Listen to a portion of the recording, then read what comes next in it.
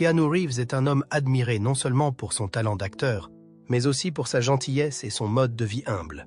Mais derrière cette auréole se cache une vie pleine d'événements, avec des pertes profondes que peu de gens connaissent. L'une des plus grandes tragédies est la perte de sa fille.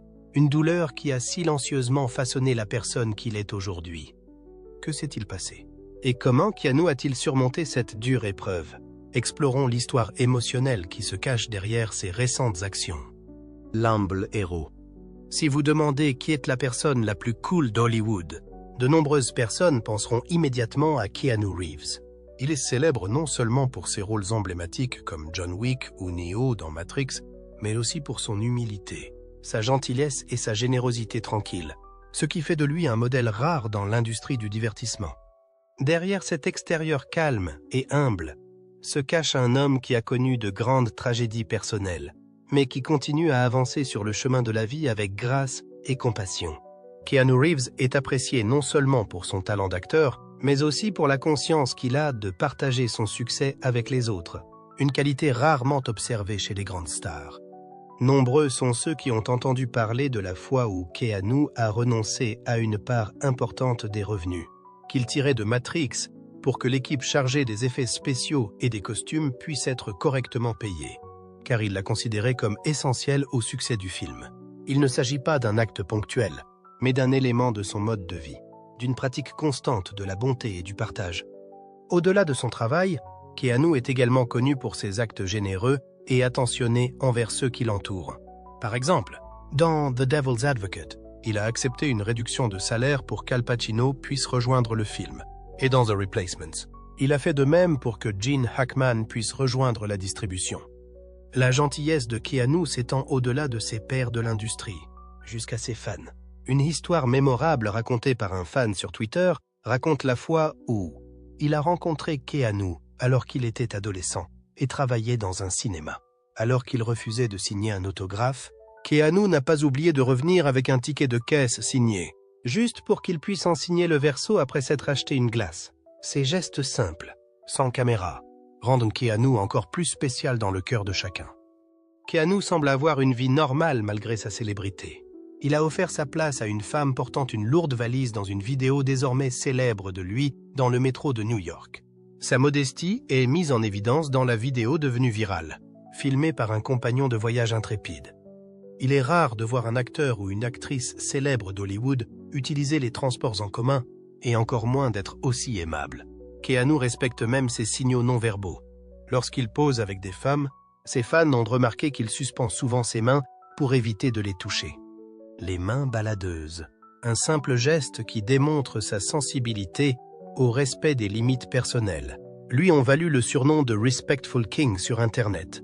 Keanu a assumé le rôle de principal soignant de sa sœur Kim, qui luttait contre la maladie.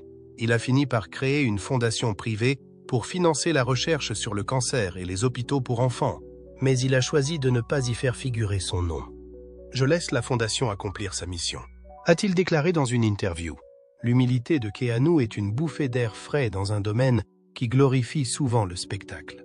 Il ne semble pas du tout perturbé par sa renommée, que ce soit lorsqu'il patiente sous la pluie pour entrer dans sa fête ou lors d'un voyage en voiture avec d'autres passagers après l'atterrissage d'urgence de leur vol.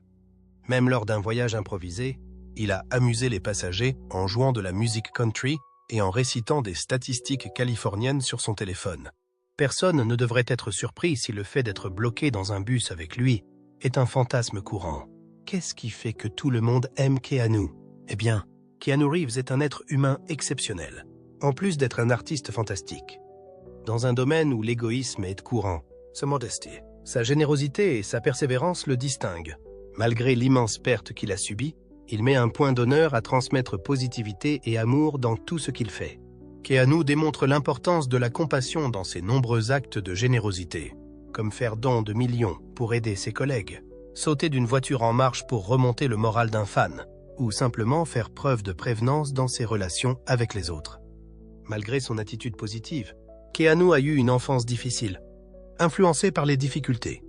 Keanu Charles Reeves est né dans une société instable le 2 septembre 1964 à Beyrouth, au Liban. À l'âge de 3 ans, le père de Keanu, Samuel Nowlin Reeves Jr., quitte la famille, laissant sa mère, Patricia Taylor, élever seule Keanu et sa jeune sœur, Kim. Keanu a été profondément affecté par cette absence, ce qui explique pourquoi il est si renfermé et introverti. Malgré tous ses efforts, Patricia, artiste et costumière, n'a pas réussi à donner à ses enfants la stabilité dont ils avaient besoin. Ils ont déraciné leur vie à plusieurs reprises, s'installant dans des villes aussi diverses que Toronto, New York et Sydney. Keanu et sa sœur n'ont guère eu de vie familiale stable en raison des nombreux mariages de Patricia et des déménagements fréquents. Son éducation a été caractérisée par l'éphémère, et l'absence d'une figure paternelle cohérente a exacerbé son sentiment d'aliénation. Keanu a également été confronté à un obstacle de taille dans le domaine de l'éducation. Après avoir été diagnostiqué dyslexique, il a connu de graves difficultés à l'école. Il a eu du mal à s'intégrer dans un cadre éducatif conventionnel et a souvent eu des conflits avec les enseignants et les autres adultes responsables. Il passe donc d'une école à l'autre et finit par être expulsé de la très réputée Etobicoke School of the Arts pour avoir été, selon lui, un peu trop turbulent. Comprenant qu'une carrière universitaire n'est pas faite pour lui, il abandonne complètement le lycée à l'âge de 17 ans. Keanu a cherché du réconfort auprès de sa famille, en particulier auprès de Kim, pendant cette période turbulente. Comme nous l'avons déjà dit, leur amitié s'est renforcée avec le temps, notamment après le diagnostic de leucémie de Kim. En se consacrant à ses soins et à sa rééducation, Keanu est devenu son rock. La mort de son meilleur ami a eu un impact profond sur lui, soulignant la valeur de la famille et contribuant à son caractère compatissant. Même après cela, la vie de Keanu Reeves n'a pas été de tout repos. Keanu était déjà rompu à l'angoisse de la perte lorsqu'il a été confronté à une terrible catastrophe en octobre 1993. Son amie et partenaire la plus proche, River Phoenix, est morte d'une overdose d'héroïne à la sortie du Viper Room, une boîte de nuit hollywoodienne appartenant en partie à Johnny Depp, alors qu'elle n'était âgée que de 23 ans. La relation entre Keanu et River. En 1990, lors du tournage de I Love You to Death, Keanu et River se sont rencontrés pour la première fois. Bien qu'ils n'aient partagé que de brefs moments à l'écran, ils ont développé un lien profond. Ils se sont sentis à l'aise l'un avec l'autre dans le tumulte d'Hollywood. Ils étaient tous deux introvertis et discrets. C'est en collaborant à My Own Private Idaho, 1991, réalisé par Gus Van Sant, que leur amitié s'est épanouie. Le film met en évidence la confiance et l'alchimie entre les deux acteurs et devient la pierre angulaire de leur carrière. Il explore avec audace l'amour et l'identité. Le légendaire Keanu a vu le potentiel de River et aurait fait pression pour qu'il joue le rôle principal. Pour s'assurer que le film soit réalisé, il a même refusé de l'argent supplémentaire. Leur dégoût mutuel pour la superficialité d'Hollywood et leur enthousiasme pour les projets importants les ont rapprochés. River disait que Keanu était plus petit que son frère aîné. Keanu a souvent parlé en termes élogieux de River, l'appelant son meilleur ami et exprimant son amour et son affection profond pour lui. Il a admis avoir eu peu d'amis proches dans son enfance, ce qui a rendu sa relation avec River unique, à l'âge de 23 ans. River Phoenix a quitté cette terre le 30 octobre 1993. River, ses frères et sœurs, Joaquin et Ren, et sa fiancée Samantha Mathis se sont tous rendus au Viper Room, en compagnie de Flea et de John Frusciante, ses amis des Red Hot Chili Peppers. Ils devaient se produire avec le groupe P. Après que River a consommé un cocktail mortel de cocaïne et de morphine, connu sous le nom de Speedball, la nuit a pris une tournure tragique. Quelques instants après avoir dit à un ami qu'elle était mal à l'aise, River s'est évanoui à l'extérieur du club. Pendant que Ren tentait de le réanimer, Joaquin Phoenix a passé le tragique appel au 911. River a été déclaré mort au Cedars-Sinai Medical Center, malgré les meilleures tentatives des ambulanciers. Alors que le monde entier se lamente sur le décès d'une célébrité en herbe, Keanu est contraint d'affronter un chagrin insondable. Lorsqu'il a appris le décès de River, Keanu était absorbé par le tournage de Speed. Sandra Bullock, qui jouait avec lui, s'est souvenu de la vie de Keanu et de la façon dont il avait enduré l'adversité tout en dissimulant ses émotions. La perte de River a touché Keanu à un niveau très personnel. Keanu s'est ouvert à sa tristesse et à la mesure dans laquelle River lui manquait dans des interviews. Il a décrit ses émotions comme étant extrêmement tristes. Ses commentaires pesaient comme le fardeau d'une blessure qui ne se refermerait jamais. Même si Keanu a atteint un tournant après avoir perdu River, son chagrin est resté un compagnon constant. Cet incident tragique n'était que le début d'une série de malheurs qui allait définir sa vie. Avec Jennifer Syme et Keanu Reeves.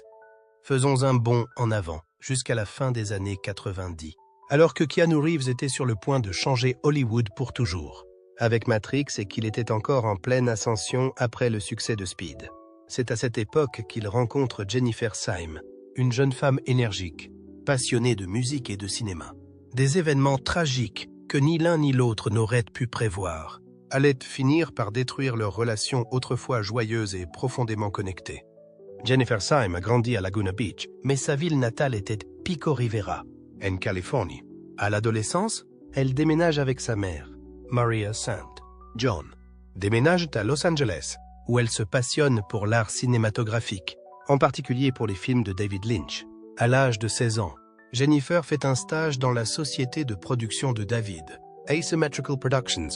Grâce à son travail acharné et à son inventivité, elle est promue à temps plein et devient une partie intégrante des efforts de David, notamment en composant la musique de son film Lost Highway. Bien que son rôle principal se soit déroulé en coulisses, Jennifer s'est essayée au métier d'actrice à l'occasion. Elle a joué un bref rôle dans Lost Highway et a travaillé sur plusieurs courts-métrages avec le réalisateur Scott Coffey. L'un de ses films a été projeté au Festival du film de Sundance.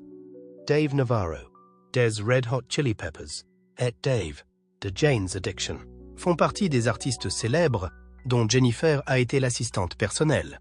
Elle avait de grandes compétences, une ambition brûlante et une vaste expérience dans les domaines artistiques du cinéma et de la musique. Jennifer et Keanu se sont rencontrés en 1998 lors d'une soirée organisée par le groupe de rock de Keanu, Dogstar. D'autres, comme la mère de Jennifer, ont insisté sur le fait qu'elles étaient amies depuis longtemps avant de se rencontrer. Leur lien était si fort que la façon dont ils se sont croisés n'avait pas d'importance. Jennifer était comme une sœur pour Keanu, qui est très timide et introverti. Leur amitié s'est épanouie parce que sa vivacité et son enthousiasme pour la vie ont contrebalancé son introversion. En 1999, leur histoire d'amour a connu un nouveau chapitre palpitant. Leur premier enfant était sur le point de naître. Dieu merci pour Jennifer. Ils étaient fous de joie et avaient hâte que leur fille, Ava Archer Syme Reeves, vienne au monde. Ayant survécu à une éducation difficile et à d'autres tragédies personnelles, la nouvelle a brillé comme une lumière d'espoir pour Keanu. Un nouveau chapitre, plein d'amour et d'optimisme, semblait s'ouvrir avec l'arrivée imminente d'Ava. Mais, comme c'est souvent le cas, le destin avait d'autres intentions. Jennifer a donné naissance à leur fille, Ava, le 24 décembre 1999, quelques semaines avant la date prévue. Malheureusement, elle est mort-née à l'âge de 8 mois. La défaite a été dévastatrice. Keanu et Jennifer n'ont pas pu faire face à la profondeur de leur chagrin. Malgré leur force apparente, le couple n'a pas été en mesure de s'aider mutuellement à surmonter leur chagrin commun. Peu de temps après le décès d'Ava, ils se sont séparés. Même si leur amour n'a pas résisté à la tempête de la perte, Keanu et Jennifer ont gardé des relations amicales. Même après leur séparation, l'affection et l'amitié qu'ils éprouvaient l'un pour l'autre ont perduré. La mort déchirante de Jennifer Syme. La mort tragique de la fille de Jennifer Syme et Keanu Reeves, Ava, en 1999, n'était que le début de leur calvaire. Ils étaient déjà très éloignés l'un de l'autre lorsqu'Ava est mort-née, quelques semaines avant la date prévue. L'amour qu'ils éprouvaient l'un pour l'autre a été éclipsé par le chagrin intolérable de la perte, et ils ont fini par s'éloigner l'un de l'autre. Même s'ils se sont séparés, ils sont restés des amis proches, car ils étaient tous deux dévastés par leur perte.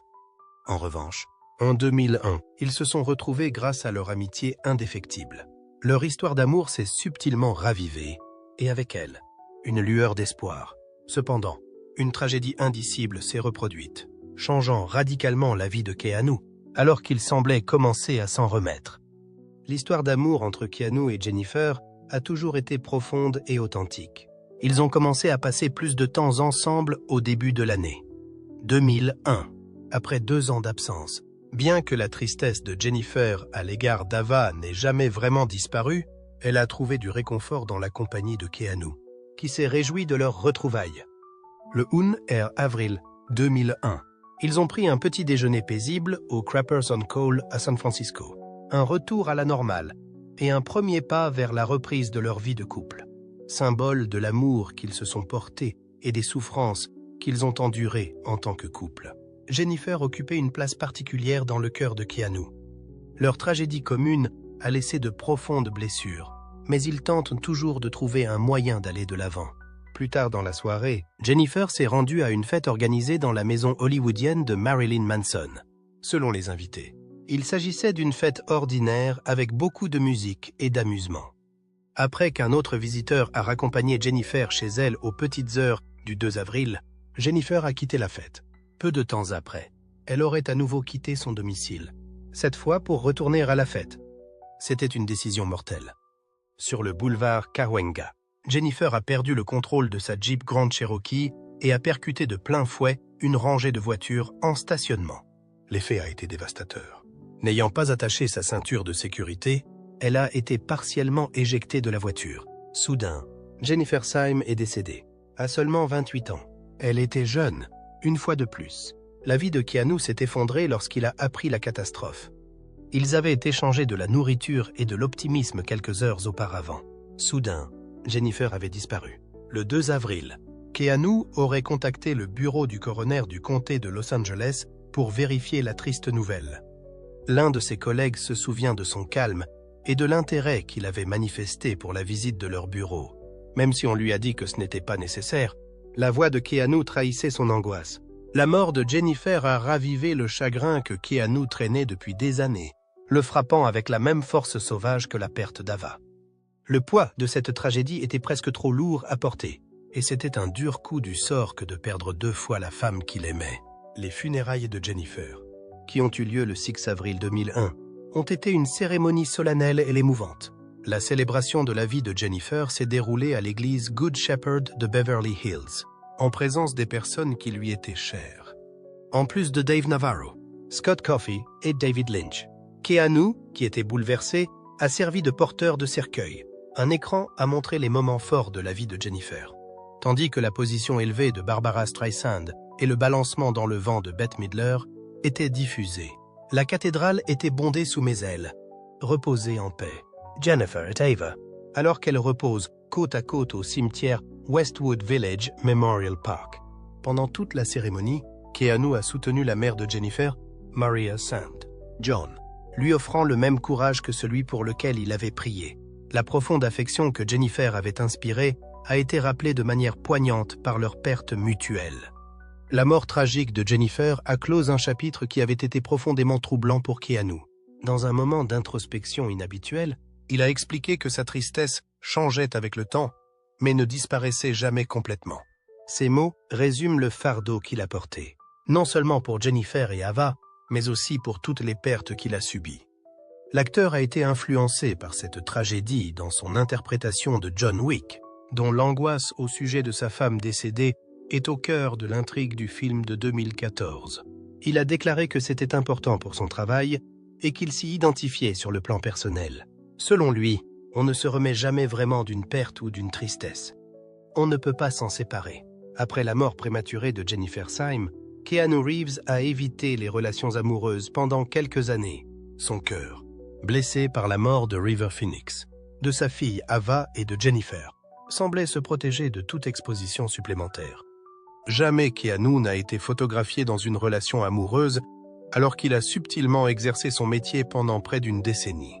C'est comme s'il ne pouvait pas ou ne voulait pas se permettre d'être à nouveau blessé par l'idée de perdre quelqu'un à qui il tenait. Cependant, l'amour apparaît souvent lorsque nous l'anticipons le moins. Une nouvelle lueur d'espoir. L'artiste Alexandra Grant a été le vaisseau par lequel l'amour de Keanu est entré. Lorsque Keanu et Alexandra se sont croisés pour la première fois au milieu des années 2000. Ils avaient beaucoup en commun. Ils étaient tous deux artistes. En 2011, Keanu a travaillé avec l'artiste visuelle Alexandra, qui possède un don particulier pour fusionner le texte et l'art. Sur Ode au bonheur. Le livre, un manuel léger pour découvrir le bonheur face à la tristesse, était à l'origine un cadeau personnel d'Alexandra à Keanu. Leurs amis communs les ont incités à publier cette initiative, car elle était à la fois humoristique et significative. Ils l'ont fait, et ce fut le premier pas vers une collaboration créative beaucoup plus profonde. L'œuvre suivante, Shadows, reflète la maturation de leur relation en examinant la dynamique entre l'ombre et la lumière. Ce partenariat les a incités à lancer X-Artist Books, un label d'édition qui publie de la littérature peu orthodoxe. Pendant cette période, leur amitié s'est approfondie sur la base d'intérêts artistiques similaires, de l'admiration et du respect qu'ils éprouvent l'un pour l'autre. Keanu et Alexandra ont longtemps gardé leur romance sous silence, mais ils ont finalement fait leur coming out en tant que couple en novembre 2019 lors d'un événement cinématographique. Ils étaient rayonnants, alors qu'ils marchaient ensemble sur le tapis rouge. L'Internet est entré en frénésie, les fans se réjouissant de l'amour retrouvé de l'acteur après tout ce qu'il a traversé. Outre sa relation avec Keanu, les réalisations d'Alexandra en tant qu'artiste de renom et sa remarquable chevelure argentée ont fait d'elle une figure captivante. Au milieu de tout ce remue-ménage, le couple a gardé son sang-froid et a profité de la compagnie de l'autre en toute tranquillité. Alexandra a demandé à un ami de la photographier avec Keanu pendant l'événement, capturant ainsi un doux moment entre eux au milieu de toute la tension. Plus tard, la relation entre Keanu et Alexandra s'est transformée en un récit édifiant de l'amour dans ce qu'il a de meilleur. Alexandra a accordé une interview à Vogue en mars 2020, dans laquelle elle parlait ouvertement de leur relation. Elle a déclaré que l'amour lui-même était une composante essentielle de sa personnalité. L'isolement n'a jamais été une solution pour elle. Même si elle se délectait de l'isolement que lui procurait son travail créatif, elle a clairement fait savoir qu'elle chérissait les relations. Sa vision terre-à-terre de la vie semble s'harmoniser avec le caractère introverti de Keanu. Alexandra a apporté beaucoup de bonheur dans la vie de Keanu, et il en a parlé publiquement. Ils ont récemment éprouvé un sentiment de joie intense, qu'il a décrit dans une interview accordée à People en 2023. Ils étaient blottis l'un contre l'autre dans leur lit, riant, souriant et profitant de la compagnie de l'autre. Sa franchise reflète le lien subtil et sincère qui les unit. Le respect et les points communs sont à l'origine d'une amitié solide. Avoir une relation amoureuse avec un acteur de renommée mondiale comme Keanu Reeves n'est pas une sinécure. Mais Alexandra a su faire face à la situation avec sérénité. Dans une interview accordée à People et publiée en 2023, elle explique comment elle gère son travail bien établi et sa relation avec Keanu.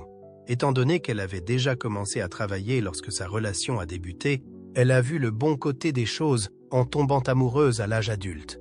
Qu'elle foule le tapis rouge seule ou avec son compagnon, cela a renforcé sa confiance en elle. Keanu s'identifierait certainement à ces déclarations, car elle véhicule un sentiment de force et d'indépendance. Elle a fait l'éloge de son enthousiasme et de son travail acharné. Exprimant son appréciation de leur dynamique, elle a loué son extraordinaire créativité, sa gentillesse et son éthique de travail. Et elle a aimé la façon dont ils s'encourageaient mutuellement à essayer de nouvelles choses.